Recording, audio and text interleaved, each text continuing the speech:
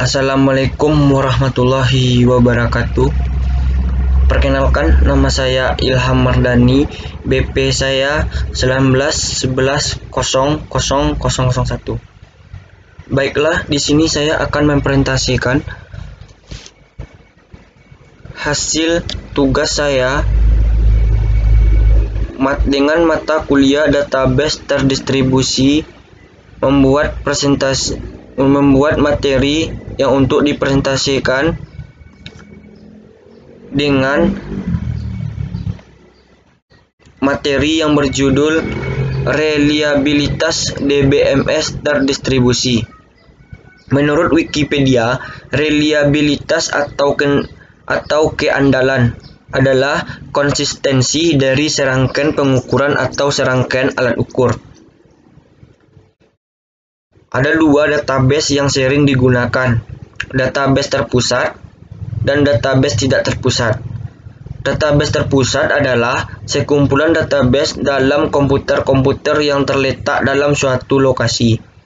Database tidak terpusat adalah sekumpulan database mencangkup dalam komputer-komputer yang tidak terhubung.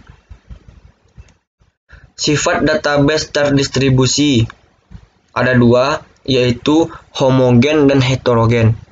Homogen berarti database terdistribusi di mana data didistribusikan pada beberapa komputer dengan menggunakan DBMS atau Database Management System yang sama.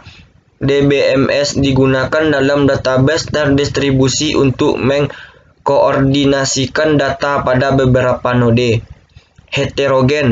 Heterogen adalah kebalikan dari mana data dalam penyebaran homogen menggunakan DBMS yang berbeda.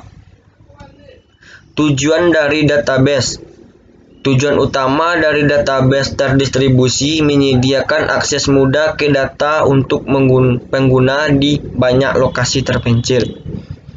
Tujuan kedua dari database terdistribusi adalah otonomi daerah, kemampuan untuk mengatur database lokal dan mengoperasikannya sendiri-sendiri. Terjadi error atau kerusakan koneksi antar komputer.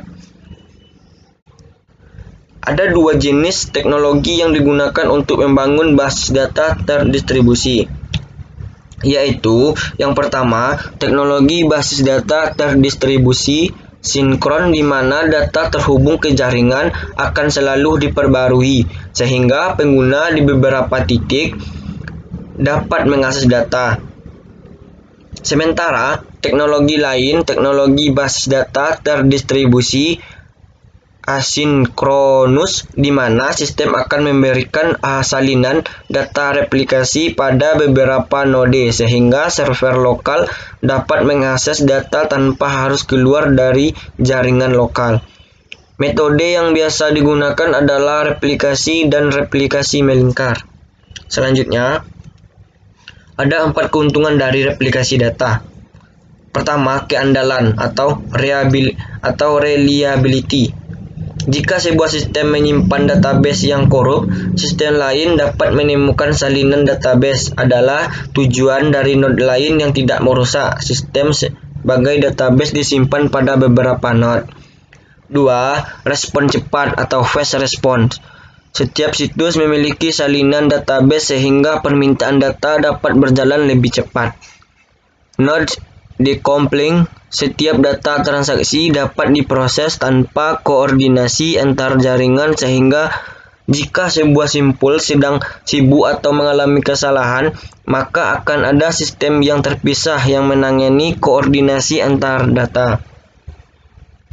Mengurangi lalu lintas jaringan atau reduce network traffic at runtime. Kemampuan utama sistem transaksi waktu untuk memindahkan database ke jaringan tidak sibuk atau tidak berfungsinya dengan baik.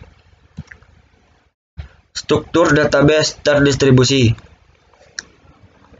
Pertama, kumpulan data yang digunakan bersama secara logik tersebar pada sejumlah komputer yang berbeda. Komputer yang dihubungkan dengan menggunakan jaringan komunikasi. Selanjutnya, data pada masing-masing situs dapat menangani aplikasi-aplikasi lokal secara otonom. Selanjutnya, data pada masing-masing situs di bawah kendali satu sistem manajemen database atau DBMS. Terakhir, masing-masing DBMS berpartisipasi dalam sedikitnya satu aplikasi global.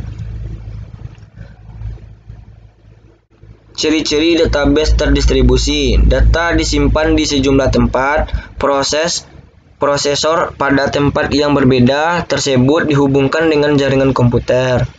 Ketiga, sistem basis data terdistribusi bukan terdiri dari sekumpulan file yang berada pada berbagai tempat, tetapi pada sebuah basis data di berbagai tempat.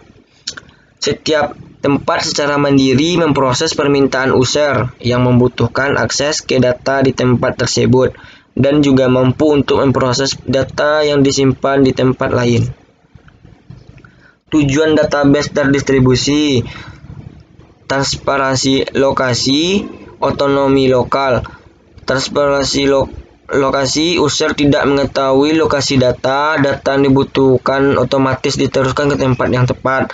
Otonomi lokal, situs lokal dapat mengoperasikan database ketika koneksi dengan jaringan terputus. Setiap situs dapat mengendalikan data, keamanan, login, dan pemutahirannya atau update. Synchron distribution vs asynchron distribution. Synchron distribution: 1. Semua salinan data atau data copy selalu teridentifikasi. Data terkini secara cepat diterapkan ke seluruh set atau lokasi melalui jaringan. 3. Baik untuk integritas data. 4. Biaya tinggi. 5. Waktu respon lambat. Asynchron distribution: 1. Mentolerir data yang tidak konsisten.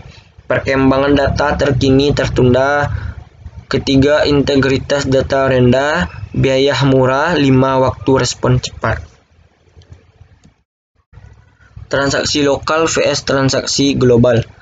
Tahapan transaksi lokal. Aplikasi membuat permintaan kepada DBMS tersebar. DBMS tersebar melakukan pemeriksaan tempat penyimpanan data tersebar untuk menempatkan data.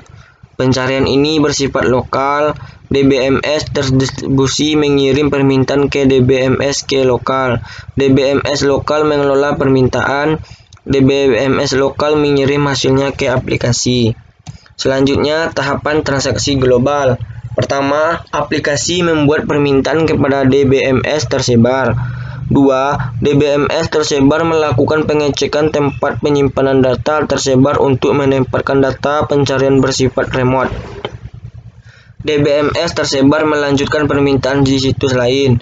4. DBMS tersebar yang ada di situs lain menerjemahkan permintaan untuk DBMS lokal jika diperlukan dan mengirimkan pesan ke DBMS lokal. 5. DBMS lokal yang berada di suatu situs memproses permintaan. 6. DBMS lokal mengirimkan hasil ke DBMS tersebar ke yang ada di situs lain. 7. DBMS tersebar akan mengirimkan hasilnya kembali ke situs aslinya. Baiklah, hanya itu yang dapat saya sampaikan pada video presentasi ini. Saya ucapkan terima kasih. Assalamualaikum warahmatullahi wabarakatuh.